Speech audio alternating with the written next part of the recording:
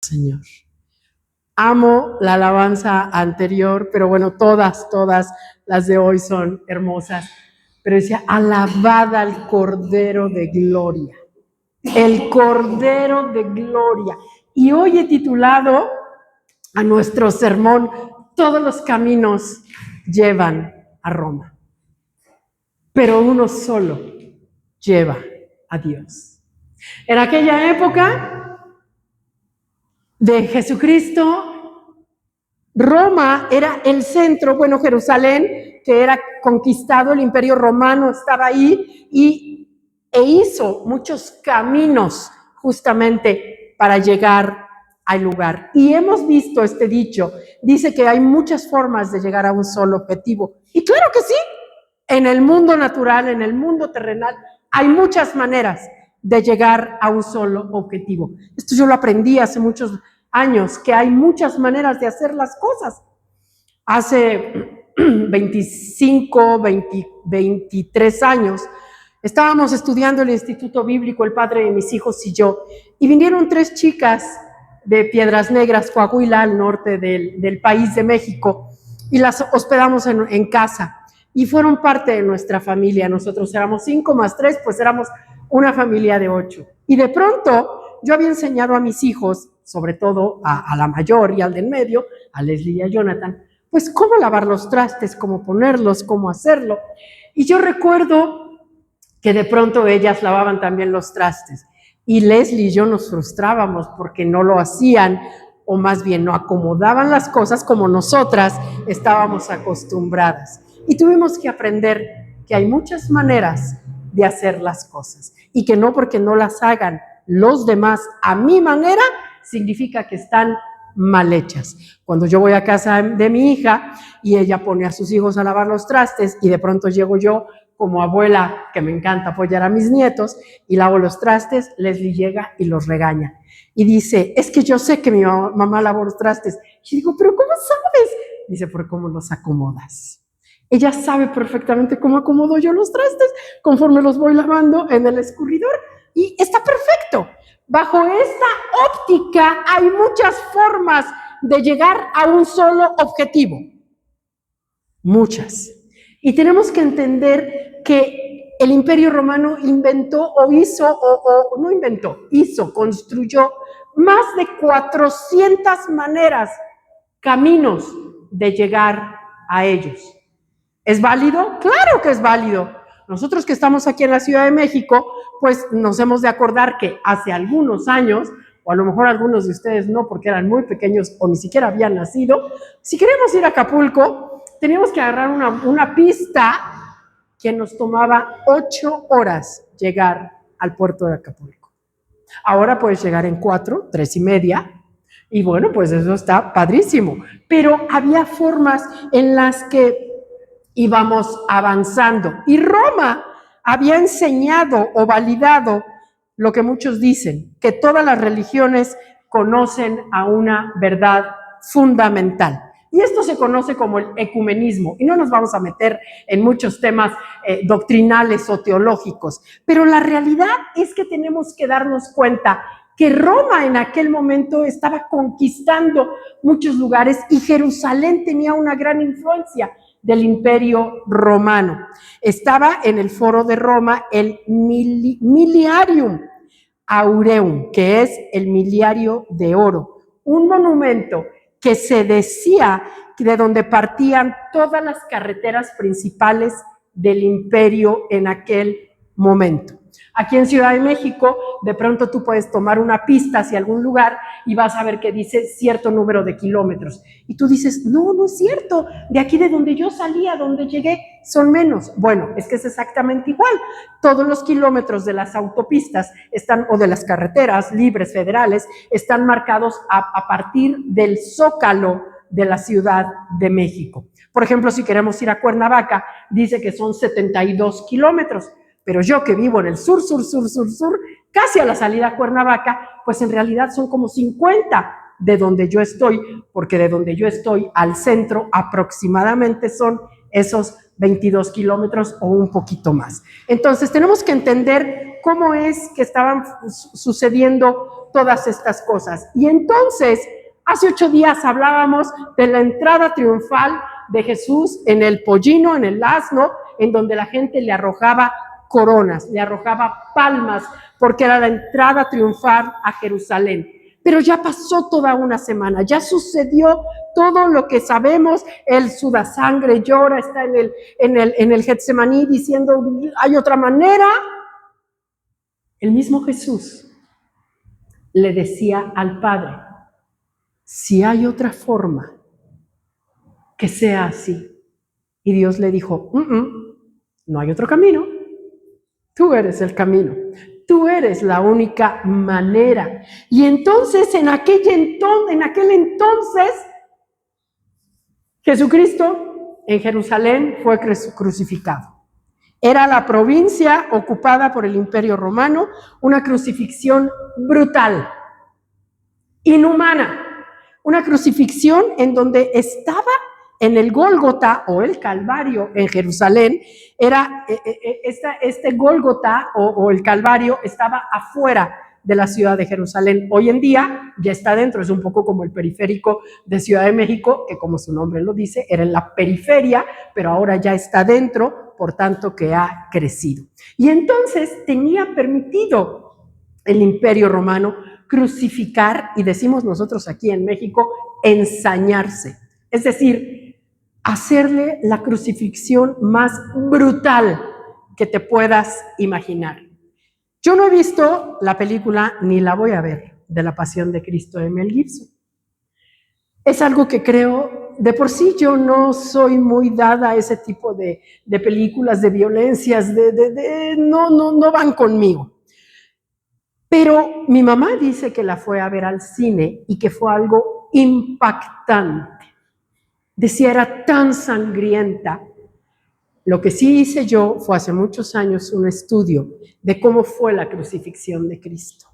Y yo tengo perfectamente claro que lo que pusieron en la pantalla se queda corto con lo que realmente sucedió en aquel momento. Pilatos, como sabemos, no deseaba crucificar a Jesús. Él no quería, pero él estaba entre la espada y la pared. Estaban sucediendo cosas bien interesantes. Y entonces Pilatos le dice, le está dando la oportunidad y le dice, ¿eres tú el Cristo? Y Jesús le pudo haber dicho, no. Y entonces Pilato lo hubiese perdonado. Pero Jesús le dijo, tú lo has dicho.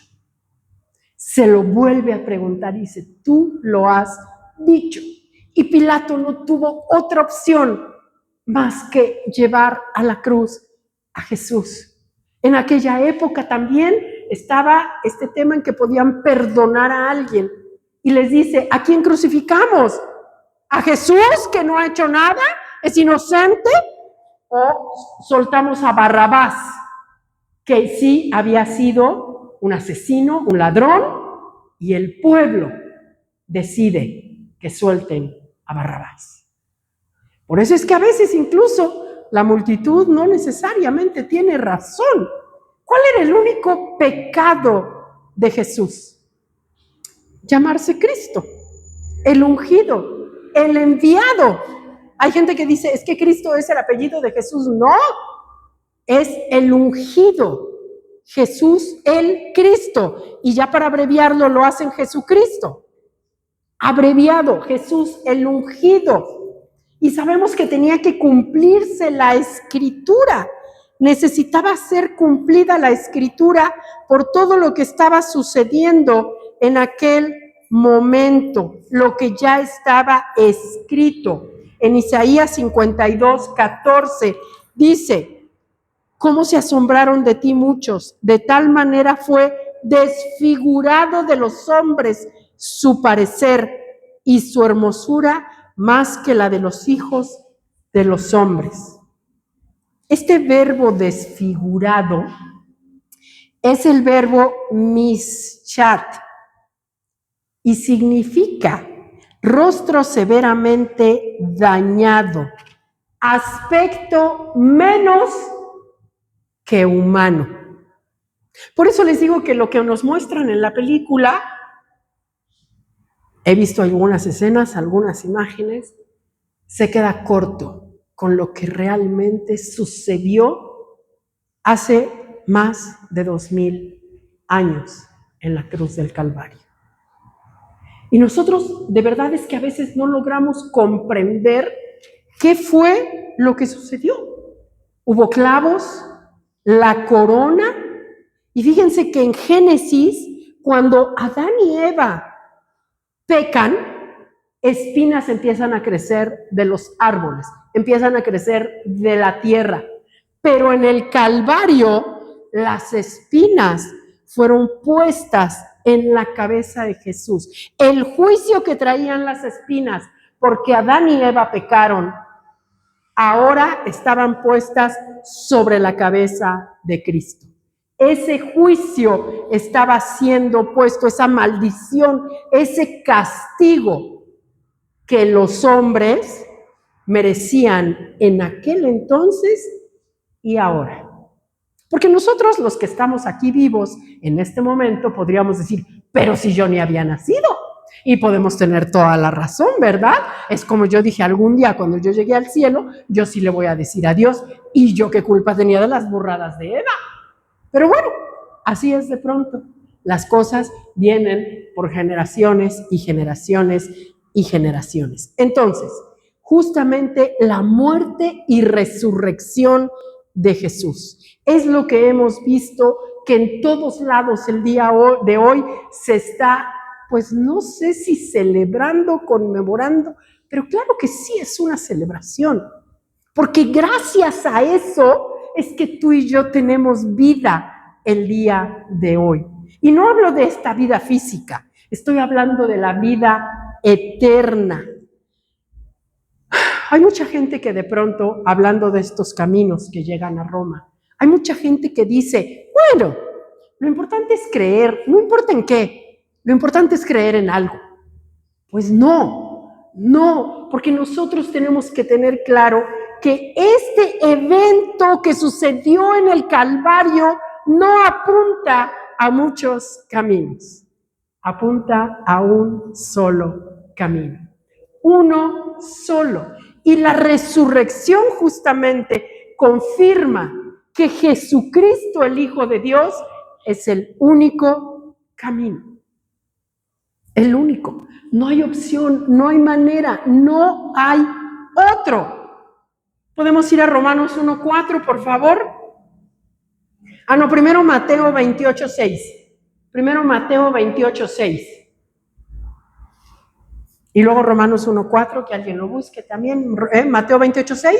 No está aquí, pues ha resucitado, como dijo, venid, ved en el lugar donde fue puesto el Señor. No está aquí. Muchos han muerto, solo uno ha resucitado. Y podríamos decir, no, espérate, pero Lázaro también fue resucitado. Sí, pero algún día se murió y ya no resucitó. Así que ha habido muchos muertos, pero solo un resucitado. Romanos 1:4. Que fue declarado Hijo de Dios con poder, según el Espíritu de Santidad, por la resurrección de entre los muertos. La resurrección no es solo un milagro, es una declaración divina. Es una declaración divina. Juan 14:6, este nos lo deberíamos de saber todos. ¿Qué dice? Yo soy el camino, la verdad y la vida. Y luego es muy claro Jesucristo. Y dice, nadie aquí en China, en Japón, en Timbuktu, nadie es nadie. Nadie viene al Padre si no es por mí. Es peligroso creer que todos los caminos llevan a Dios. Hechos 4:12. Hechos 4:12. En ninguno otro hay salvación. Dios no ha dado ningún otro nombre bajo el cielo mediante el cual podemos ser salvos. Ninguno. Perdón, discúlpenme. Lo siento de verdad. No hay otro. No hay otro. ¿Qué estaba sucediendo también en ese momento? Bueno, déjenme regresar tantito antes de la flagelación, crucifixión y muerte de Jesús. Judas, en la última cena, está nervioso, ¿no? Están pasando muchas cosas. La última cena, en donde Jesucristo les dice, alguien me va a entregar hoy. Y todos empiezan a murmurar y a preguntar, ¿seré yo? ¿Seré yo? ¿Seré quién? Pero Judas tenía muy claro que él debía de ser entregado. Ahora, a Judas siempre se le ha tachado de traidor, de traicionero, de que fue, diríamos aquí en México, le dio la puñalada trapera a Jesús.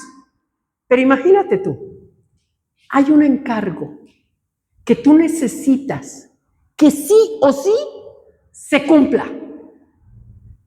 ¿A quién se lo pedirías?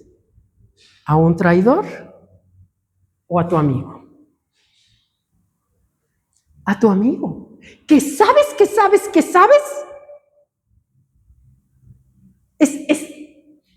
La Biblia nos habla que Juan era el discípulo amado. Sí, claro que sí, estaba cerca de su corazón.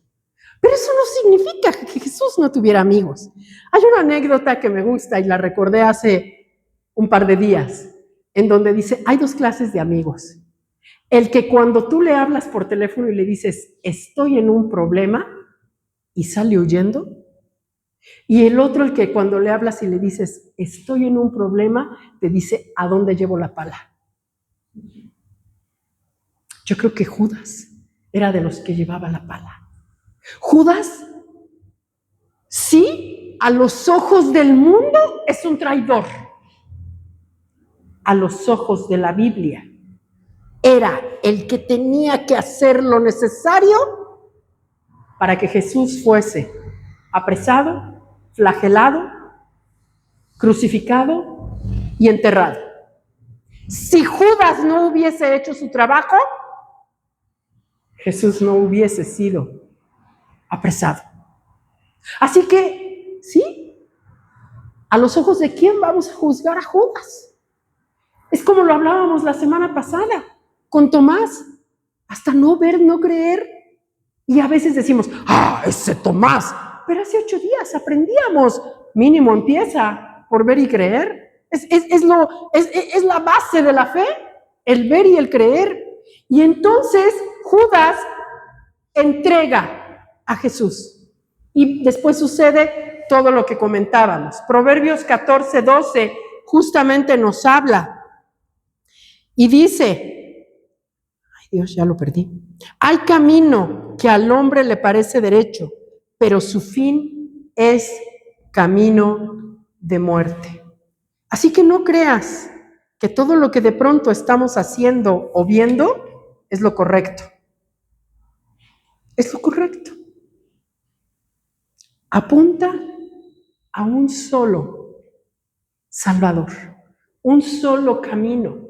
Isaías 53, 5 y 6.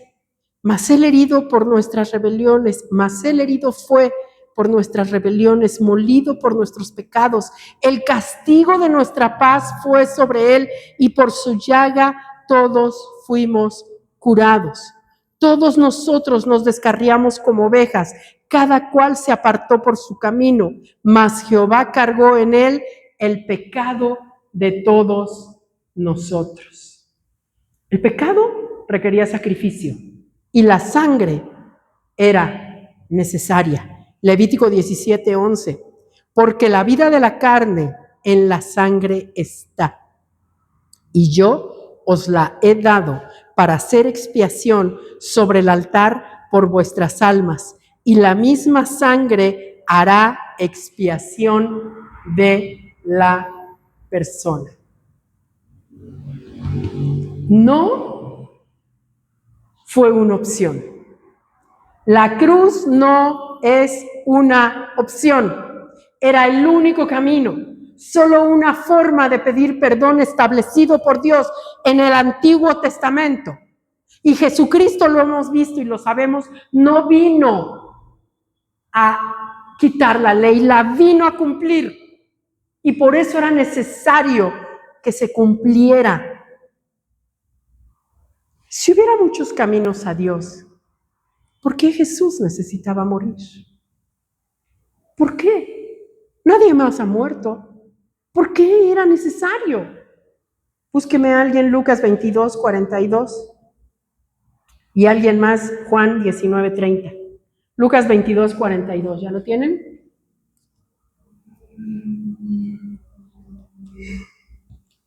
Lucas 22, 42.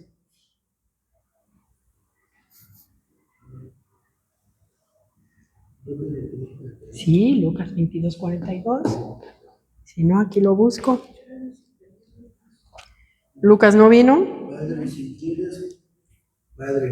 quieres, te pido que quites esta copa de sufrimiento de mí. Sin Exacto. embargo, quiero que se Haga. tu voluntad, no la mía. Vuelvo y repito. Jesús mismo le preguntó a Dios, ¿hay otra forma? Sin embargo, si tú me dices, yo voy. Y Juan 19:30, ¿qué dice? Cuando Jesús hubo tomado vinagre y dijo, consumado es, que habiendo inclinado la cabeza, entregó el espíritu. Consumado es. ¿Qué significa consumado es? Todo está hecho. Hecho está. Y aquí viene otro verbo, que es el tetelestai, que es griego. Y este verbo teleo significa completar, pagar la deuda totalmente. Consumado es, significa una declaración total de victoria. El camino quedó completo. Eso fue lo que hizo Jesús en la cruz. Dijo, el camino a ti, Dios, ha sido completo. Consumado es, hecho está. Y entonces, por eso es que tenemos que elegir el camino correcto. Porque el camino correcto lo es todo. Hay caminos que llevan a Dios. Hay un solo camino que nos lleva a Dios. No todos los caminos nos llevan a Dios. Sin embargo, sí hay muchos que nos alejan de Dios. Muchos. Y entonces, en Romanos 8:11, ¿qué dice? Romanos 8:11. Y búsqueme a alguien porque no lo traje. Ezequiel 37:14. Romanos 8:11. Romanos 8:11. De Dios, quien levantó a Jesús de los muertos. Viven ustedes así como Dios levantó a Cristo Jesús de los muertos, le dará vida a sus cuerpos mortales mediante el mismo Espíritu que vive en ustedes. Así es. Entonces, ahorita regreso a Romanos 8:11. Volvamos a la escena. Ya lo flagelaron, le clavaron la corona de espinas.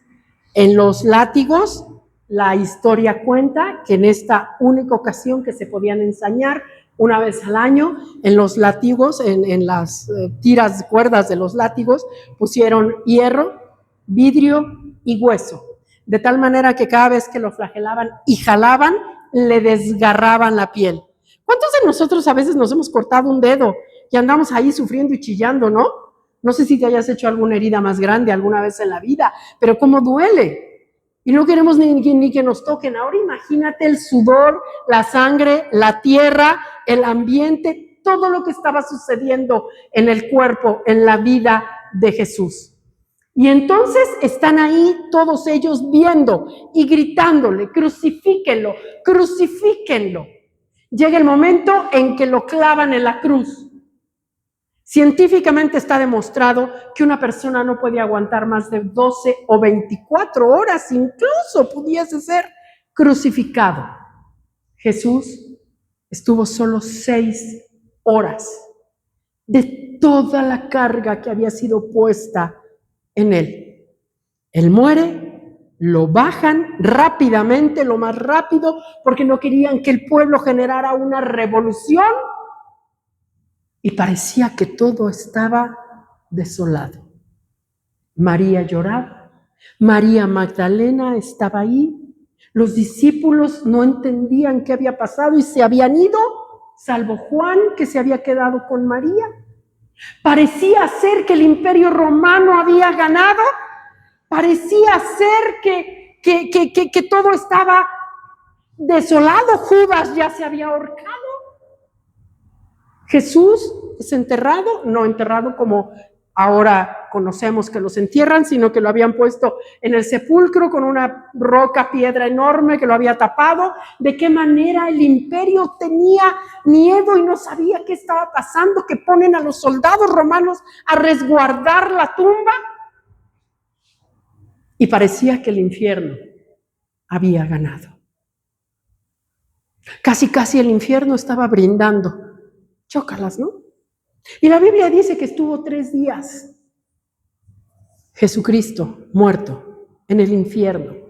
Y de pronto cuando nosotros sacamos cuentas, ¿cómo que lo crucifican el jueves o el viernes y el sábado y el domingo? Y no nos salen las cuentas. Así que vamos a dejar las cuentas de lado el día de hoy. No importa, porque a lo mejor son horas o son días diferentes o se medía el tiempo de una manera diferente y no nos vamos a meter hoy ahí. Pero lo que sí está sucediendo es que el sábado el infierno brincaba. El enemigo dijo, ganamos. Pilatos estaba dormido como cualquier otro, aunque a lo mejor en su conciencia había algo que lo estaba mortificando o moviendo. Cuando de repente, cuando de pronto, y es aquí donde a lo mejor a veces se junta la ciencia con la fe, se ilumina el cuerpo de Jesús. Y entonces sí, Romanos 8:11 dice que el mismo Espíritu que levantó a Jesús de entre los muertos mora en nosotros. De pronto, cuando todo parecía oscuro, y déjame decirte algo, la oscuridad no es el final. La oscuridad a veces nada más es permite que Dios actúe, permite que Dios haga lo que tiene que hacer. Dios transforma los finales en principios. Dios transforma y da luz. Y entonces cuando todo parecía que se había perdido y que Dios había perdido, que Jesús estaba muerto, viene el Espíritu Santo y lo resucita. Y ahora sí vamos a Ezequiel 37. Bueno, Ezequiel 37 está hablando de los huesos secos.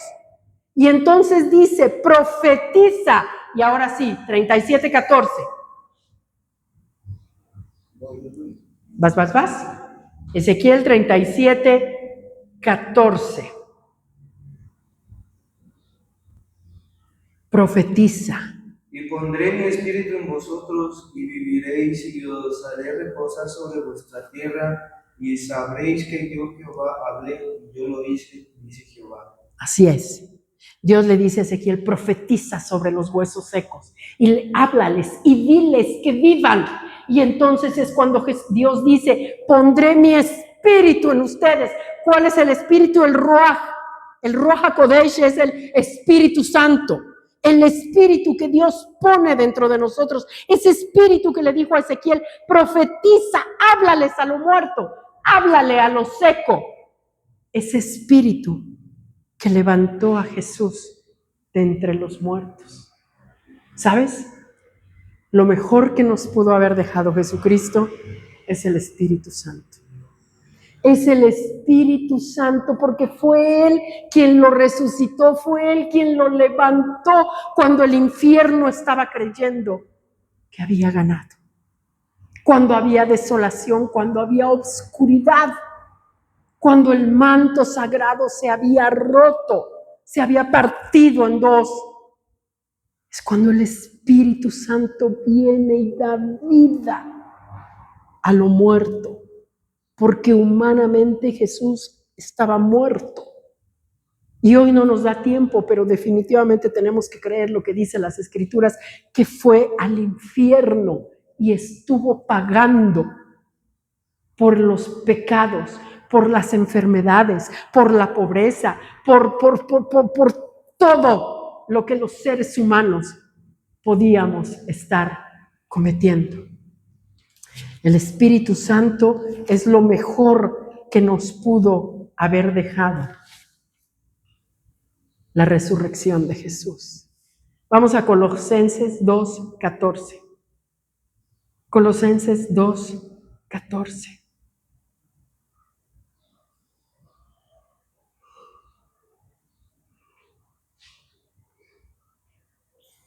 Colosenses 2:14. Anulando el acta de los decretos que había contra nosotros, que nos era contraria, quitándola del medio y clavándola en la cruz.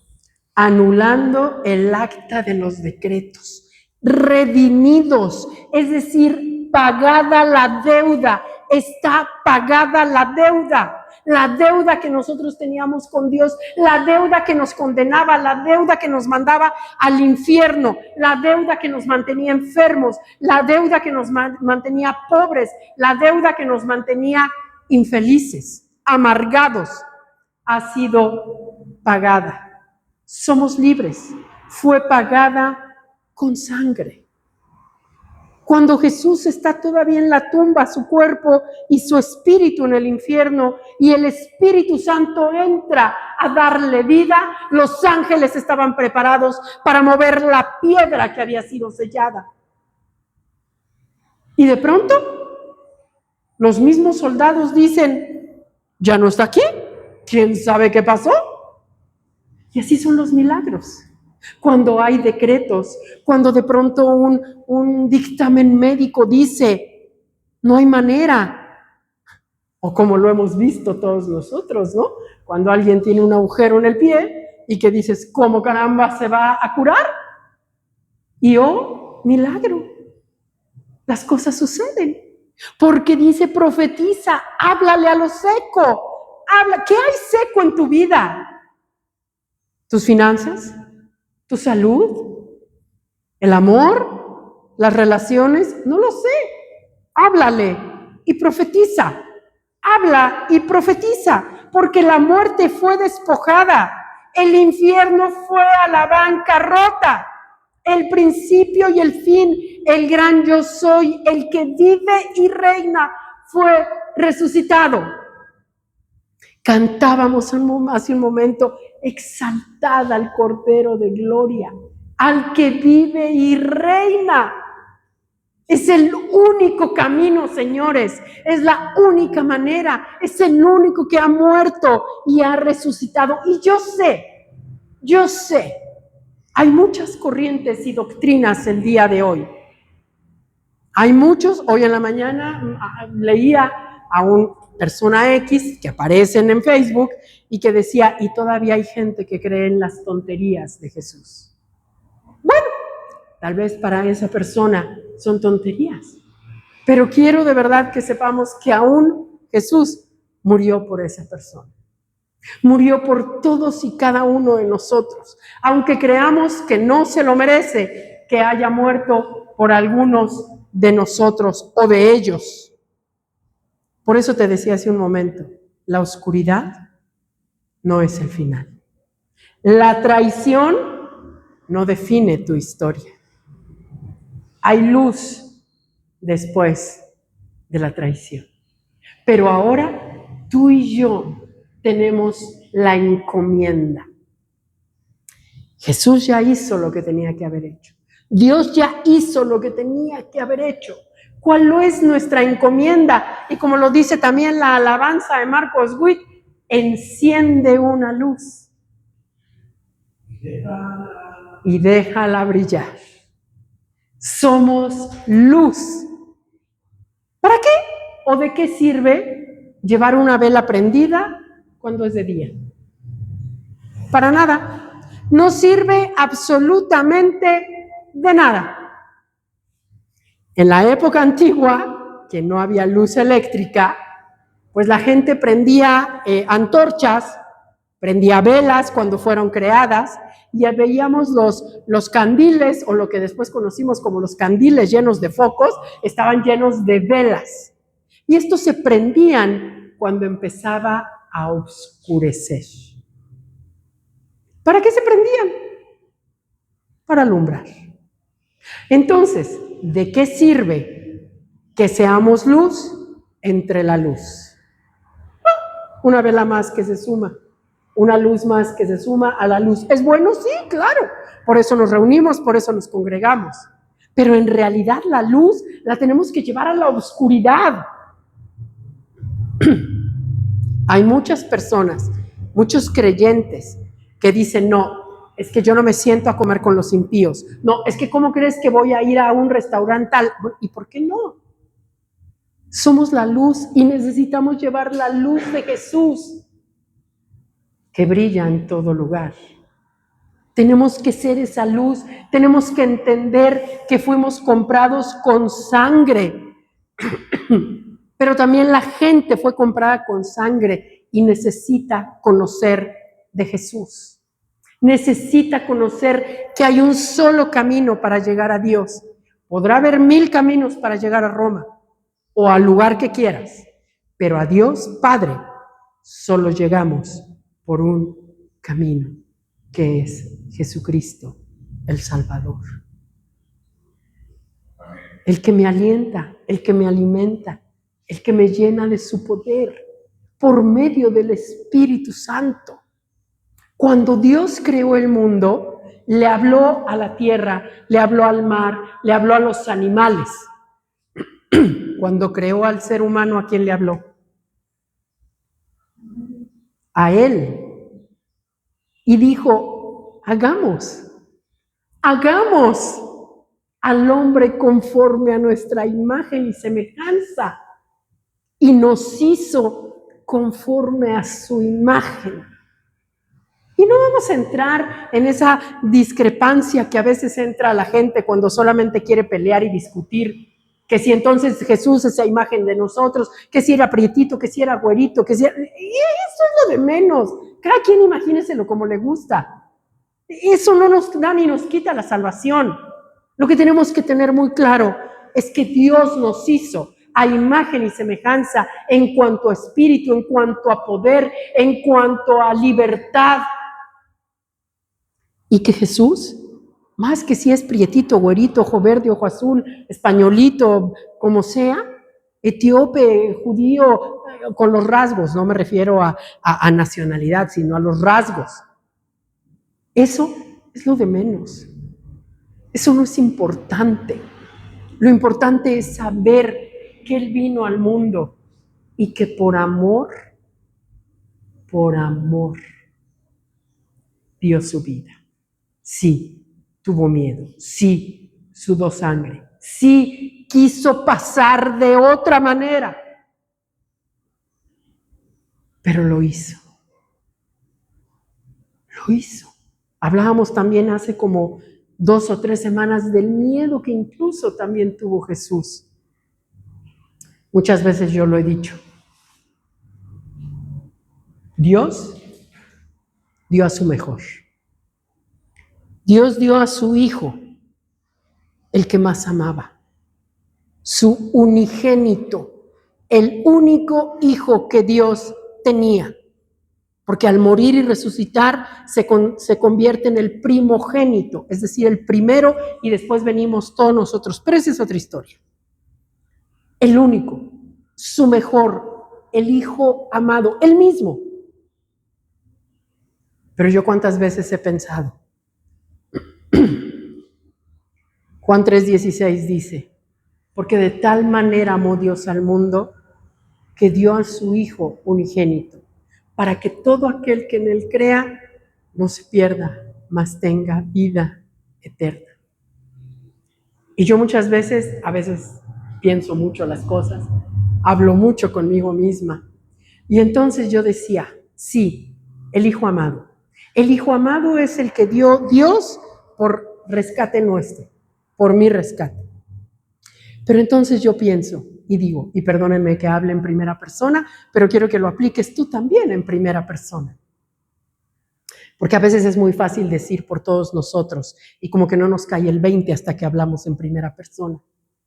Y yo digo, Dios tenía a Jesús, el unigénito, su mejor, su único, y lo amaba tanto y lo dio por rescate mío.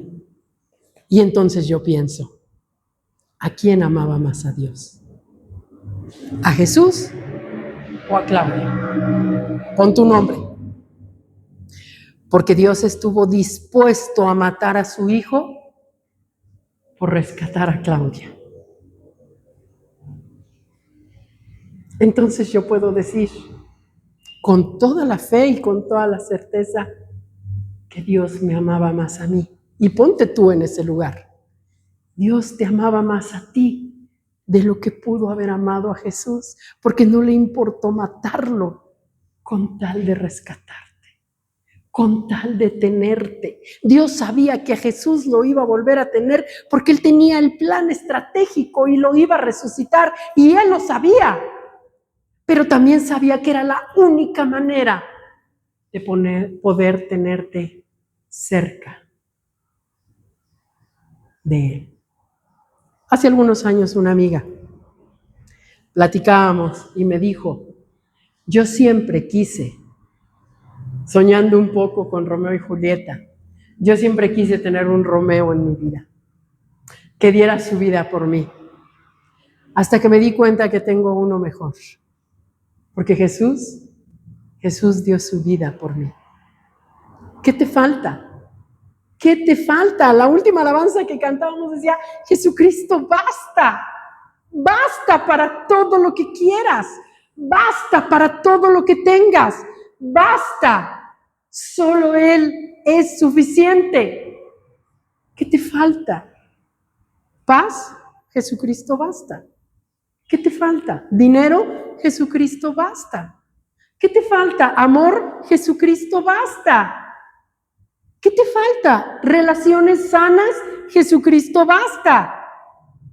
¿Te falta perdonar? Jesucristo basta. ¿Qué te falta? ¿Por qué los seres humanos a veces somos tan ingratos? En vez de agradecer lo que tenemos, nos enfocamos en lo que nos falta. Es que tú no llenas mis expectativas. Es que tú no me haces feliz. Es que tú no eres lo que yo quiero. A veces yo lo he comentado. Como padres, a veces somos como muy barcos, pero como hijos, y perdón lo fuerte de la palabra, pero somos muy desgraciados. Es decir, no tenemos gracia. Porque como padres creemos que les damos a nuestros hijos más aún de lo que se merecen. Pero no somos capaces como hijos de voltear a ver a nuestros padres y reconocer lo que nos dieron. Poco o mucho, nos dieron la vida y con la vida basta. Nos dieron lo mejor que podían con lo que tenían. Nos dieron la vida.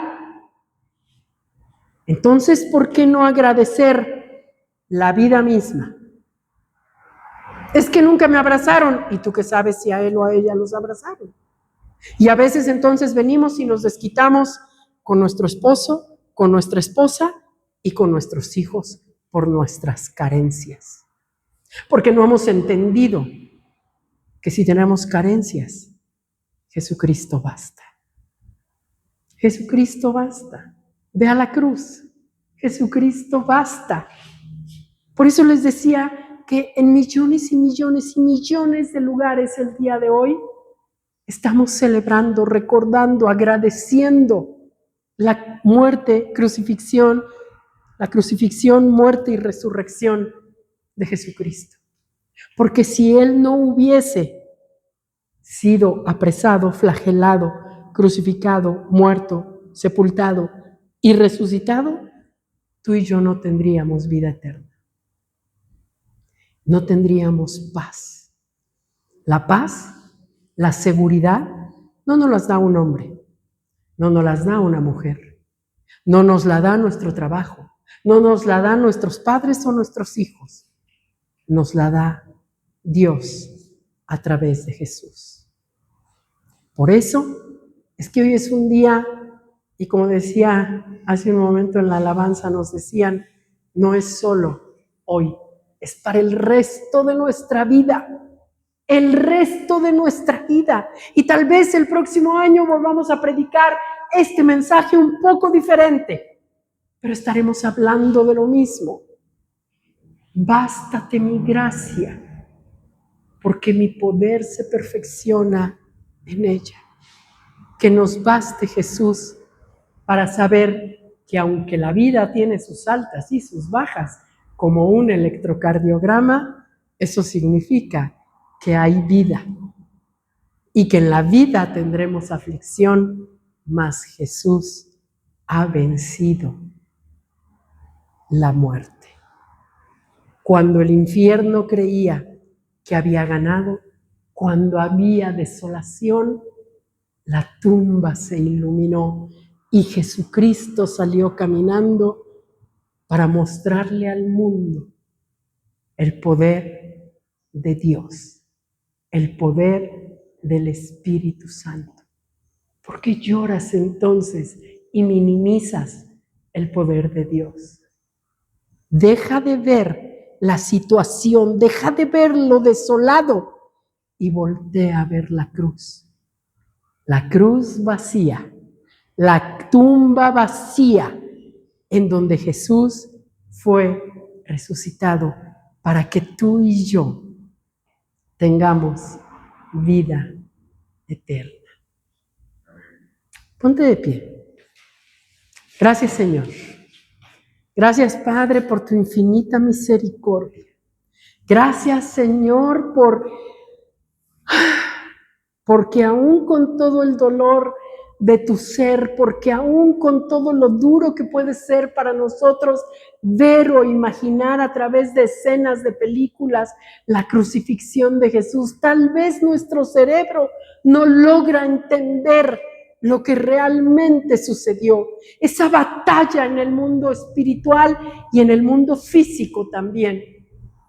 Te agradecemos, Padre, por tu amor. Te agradecemos, Señor, y exaltamos totalmente al Cordero de Gloria, al que vive y reina, al que es digno de alabanza y de adoración. Gracias por la cruz, Señor. Gracias, Padre, por habernos llamado. Gracias por este privilegio y oportunidad de poder compartir tu palabra. Gracias porque nos has hecho una luz que brilla en todo lugar. Padre Santo, gracias. Gracias por los oídos de la gente. Gracias, Padre, por la oportunidad de salir al mundo, a las calles, a nuestra familia, a nuestra colonia, a nuestro pueblo, a nuestro trabajo, por poder compartir el Evangelio, por poder compartir de tu amor infinito, de tu gracia bendita, por poder alabar y exaltar al Cordero de Gloria, al que vive y reina por los siglos de los siglos. Amén. Amén, amén, amén. Amén.